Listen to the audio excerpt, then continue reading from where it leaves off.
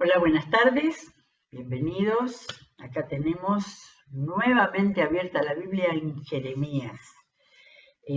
Quizás alguno esté pensando qué estamos haciendo con estos saltos dados de un pasaje de un capítulo pasamos a otro, pero bueno, estamos siguiendo una idea y hoy nos vamos a encontrar, y por eso pusimos el título de entrada, que de repente en una sección entre un capítulo y otro encontramos, eh,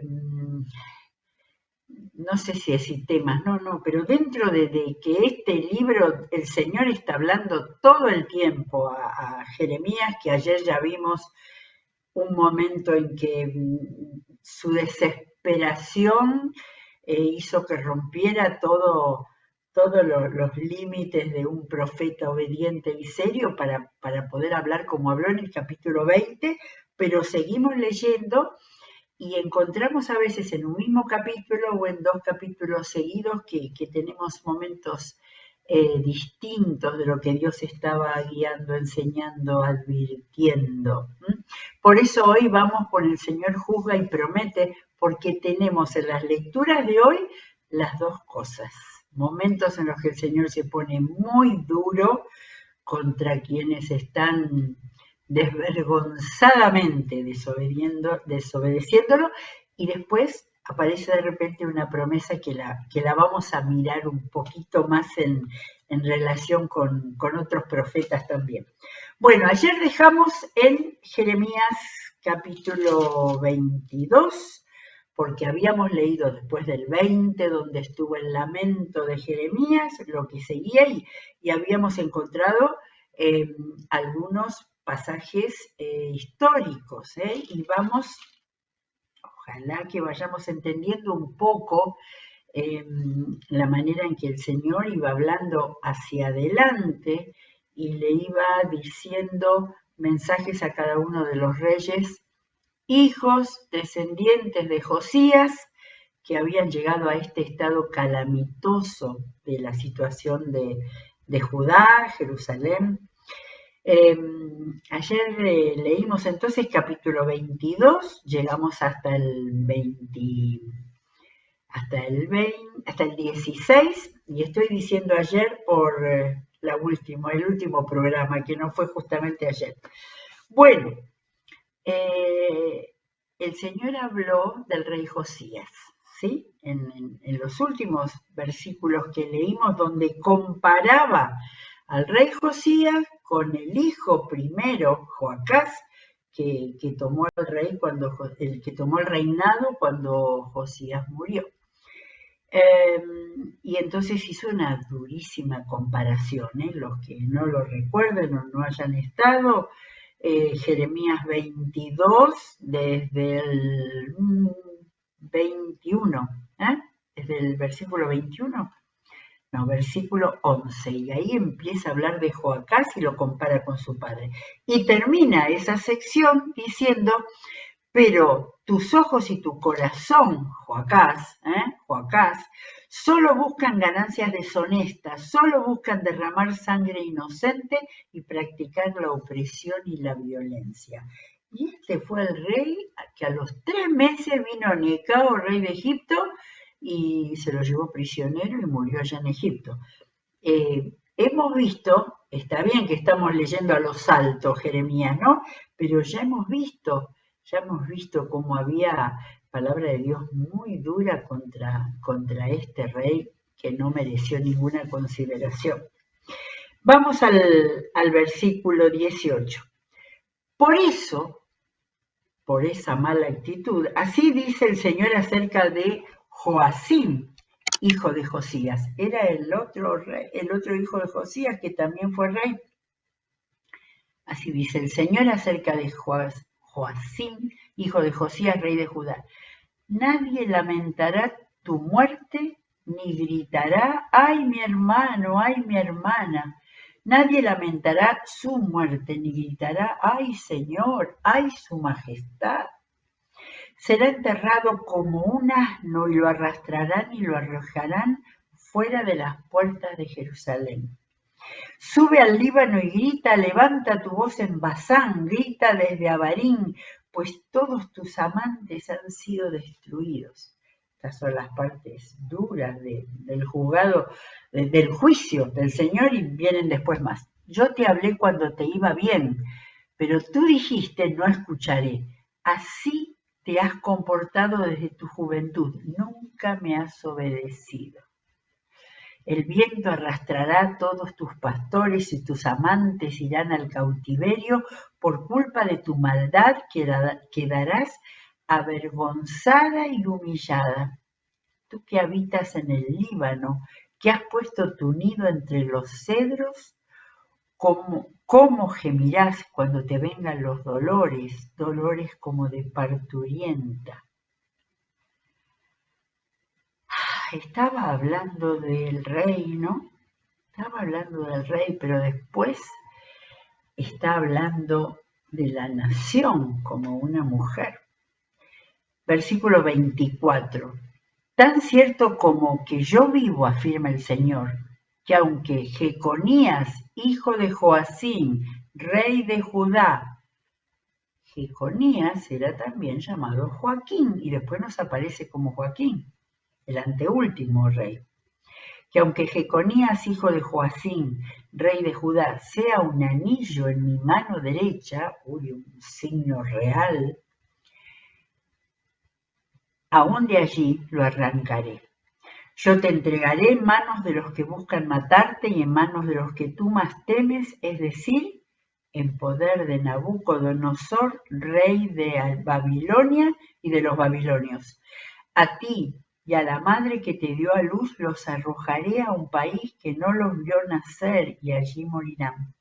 Jamás volverán al país que tanto anhelan volver. Acá tengo un número anotado, 597. Eso iba a suceder en el 597. Muchos de los hechos del fin de Judá están bien fechados, están fechados con claridad, ¿sí? 597. ¿Es Jeconías una vasija despreciable y rota, un objeto que nadie desea? ¿Por qué son arrojados él y su descendencia y echados a un país que no conocen? Tierra, tierra, tierra, escucha la palabra del Señor. Así dice el Señor. Anoten a este hombre como si fuera un hombre sin hijos, como alguien que fracasó en su vida, porque ninguno de sus descendientes logrará ocupar el trono de David ni reinar de nuevo en Judá. Y ninguno de sus descendientes logró ocupar el trono de David ni reinar de nuevo en Judá.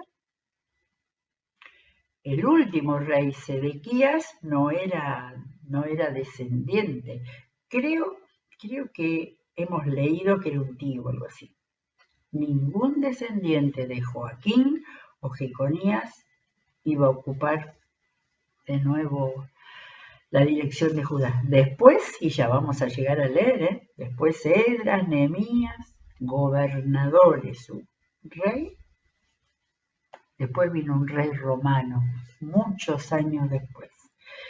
El juicio de Dios, y la Biblia nos da este mensaje, ¿no? En estos pasajes, el juicio de Dios es así.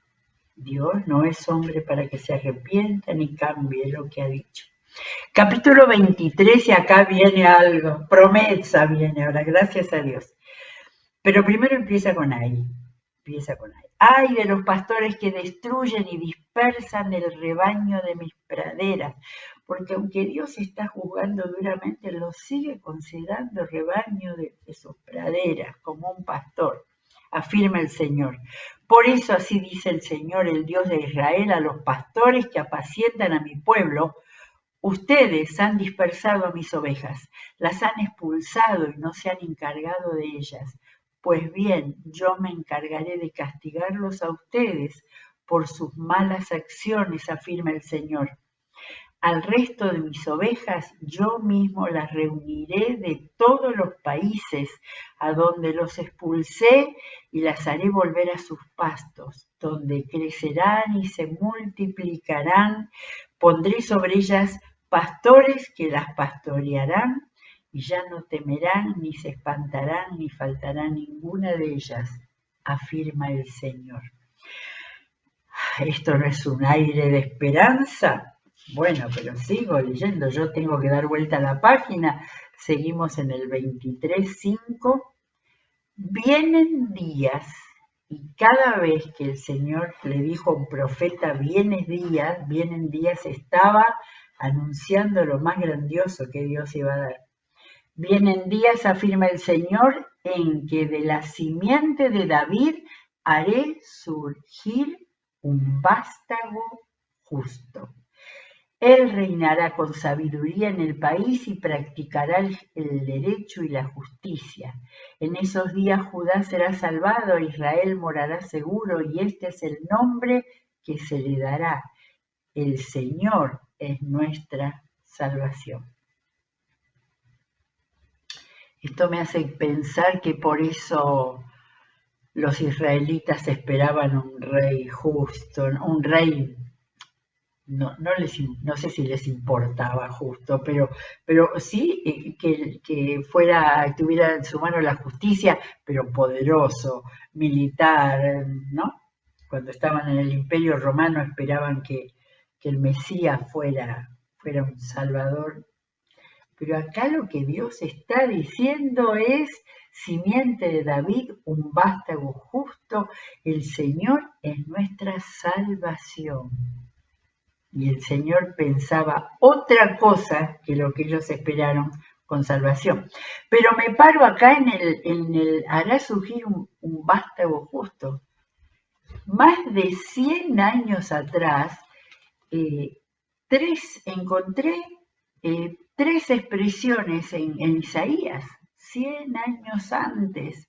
Isaías había dicho, era 4:2, Isaías 4:2, en aquel día el retoño del Señor será bello y glorioso, y el fruto de la tierra será el orgullo y el honor de los sobrevivientes de Israel.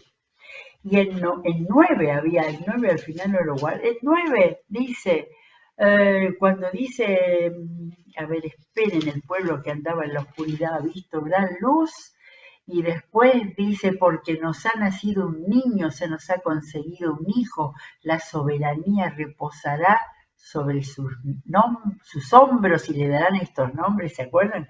Consejero, admirable, Rey justo, consejero, rey de paz, y no me acuerdo bien de todos, pero y uno más, en el 11, del tronco de Isaí, padre de David, está diciendo lo mismo, brotará un retoño, un vástago, nacerá de sus raíces, el Espíritu del Señor reposará sobre él. De manera que el Señor le dio a Jeremías, y lo tengo acá en esta Biblia que tiene aquello que tiene tono de profecía poética, lo tengo en forma de poesía.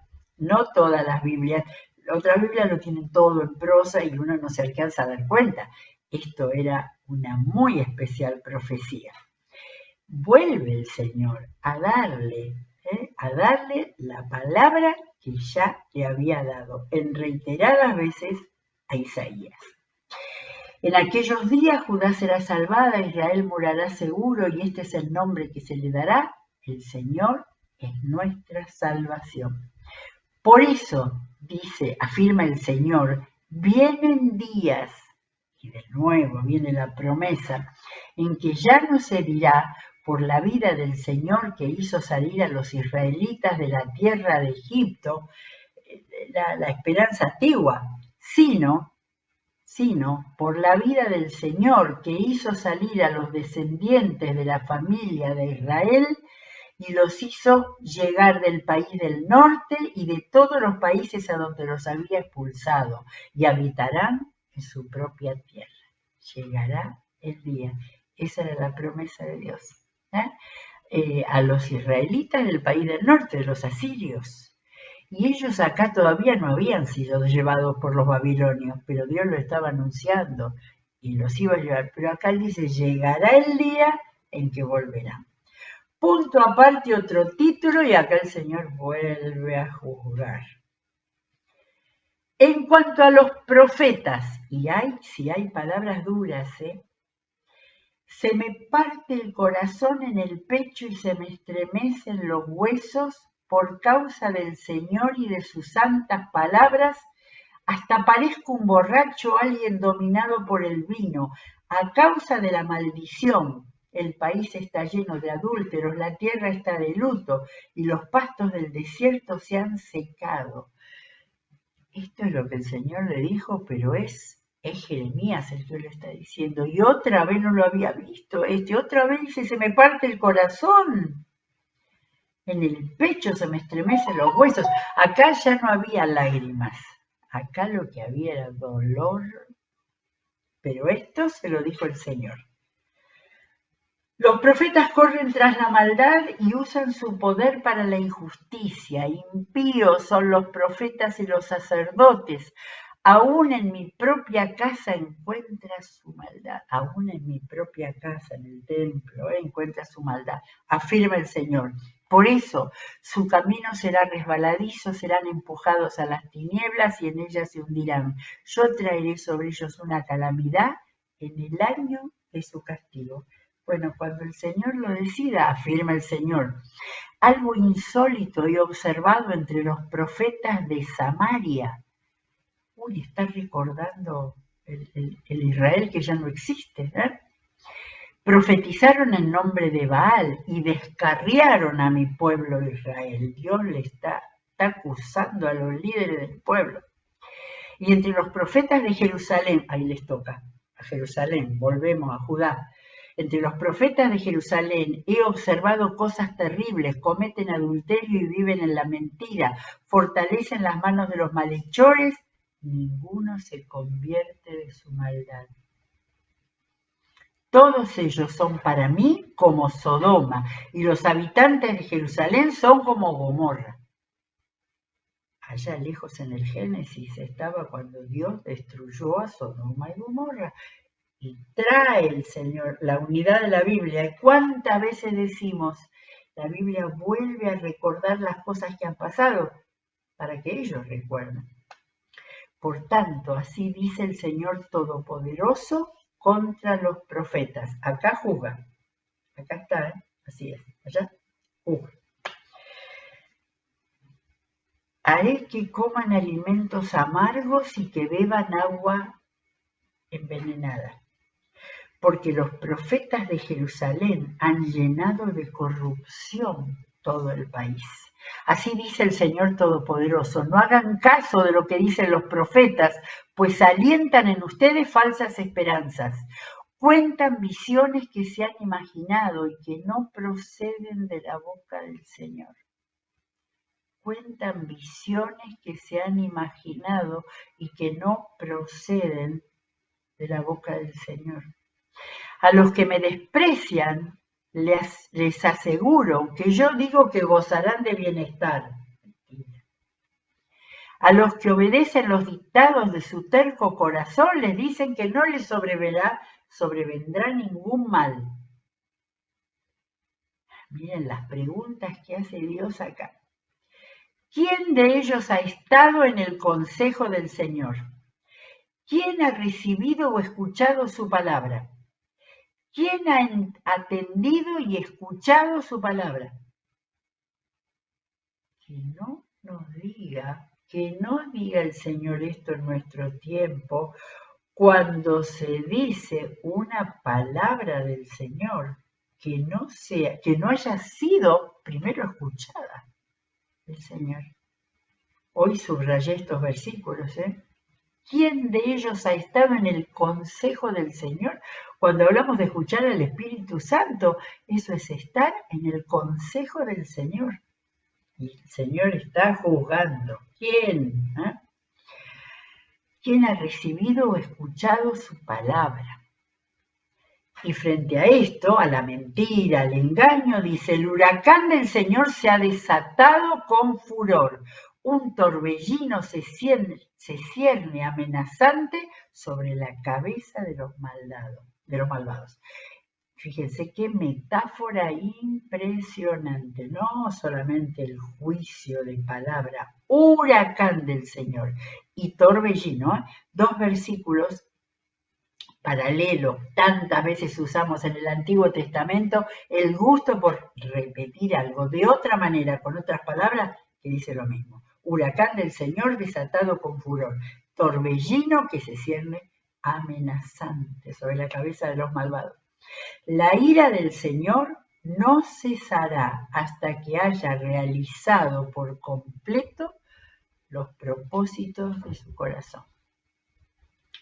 Los que están todo el tiempo borrando al Señor, no permitiendo que se hable de Él, rechazando a toda palabra de los cristianos, que sepan, ¿no?, que la ira del Señor va a realizar los propósitos de su corazón. Al final de los tiempos lo comprenderán con claridad.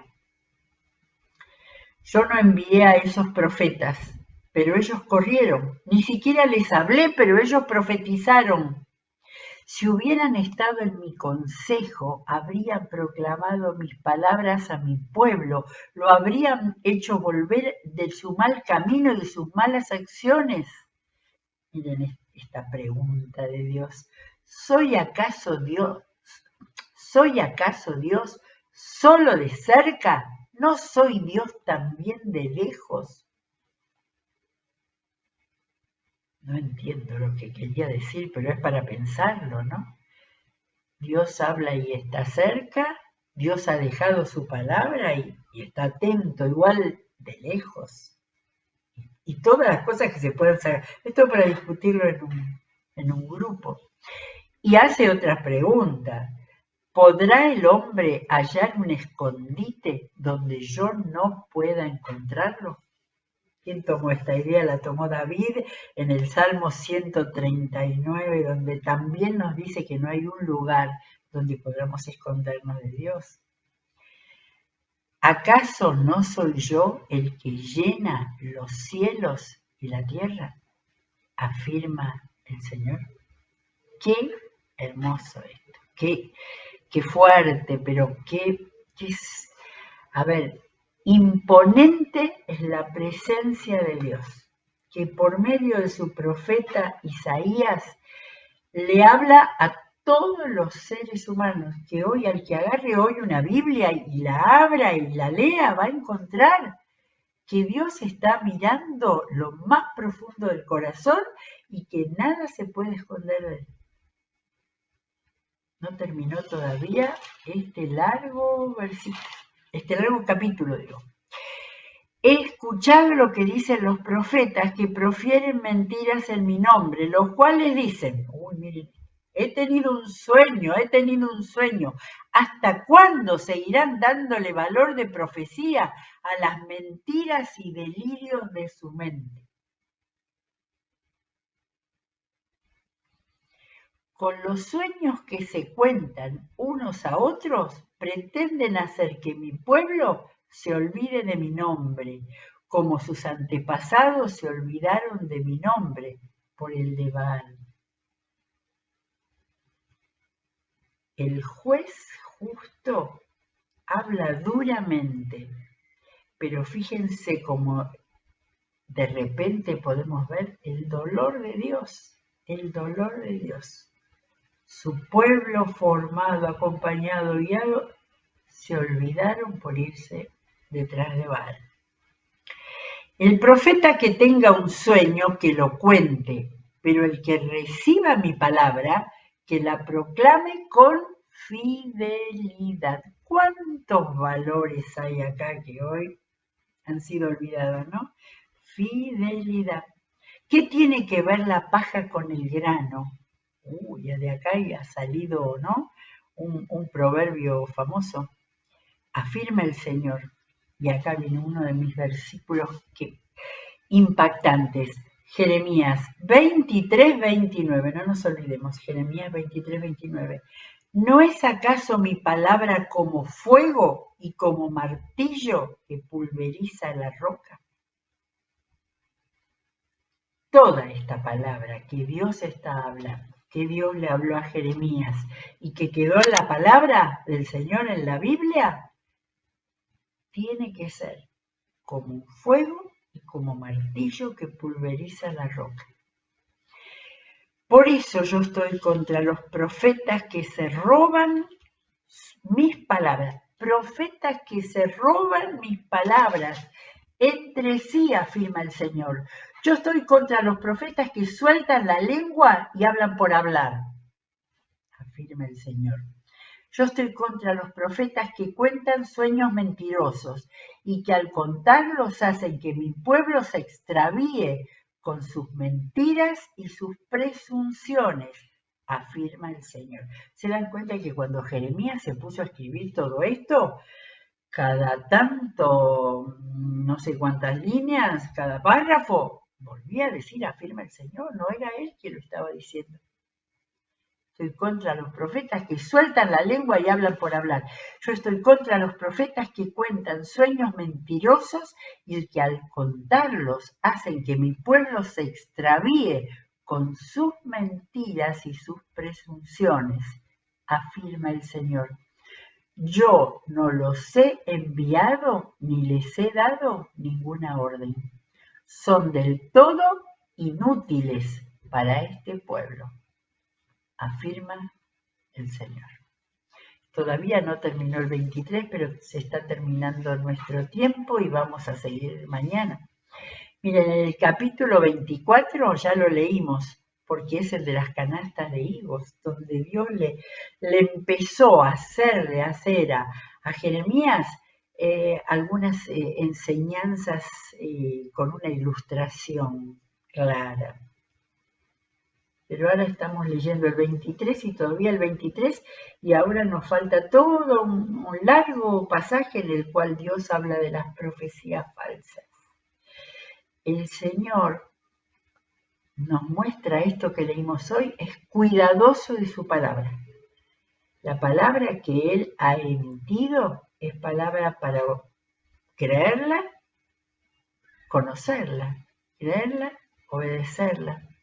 Porque Dios se enoja mucho cuando su palabra es tergiversada o desconocida. Y eso es lo que está pasando en este tiempo. Su palabra es desconocida. Que el Señor nos dé una gran lección después de estas lecturas de Jeremías, ¿sí? Nos enseña a valorar su palabra, que es como un fuego y como un martillo que puede pulverizar todas las piedras de las predicaciones actuales, cristianas y no cristianas, pero que no son de Él, que porque Él quiere que su palabra redentora, sanadora, llegue a todo el mundo. Gracias por la palabra otra vez más y vamos a seguir mañana si Dios quiere. Que el Señor los bendiga.